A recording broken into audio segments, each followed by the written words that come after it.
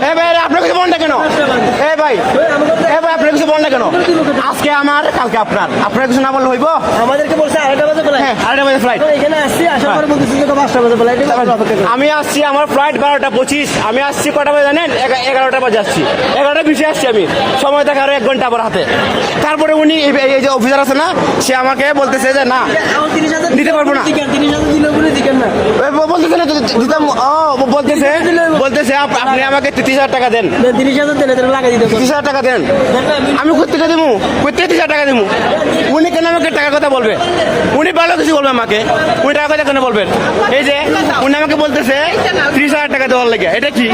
এটা কি বাংলাদেশ? এটা কি বাংলাদেশ? হ্যাঁ, কোনো আমার কথায় কোনো কোনোবাদী করতেছে না।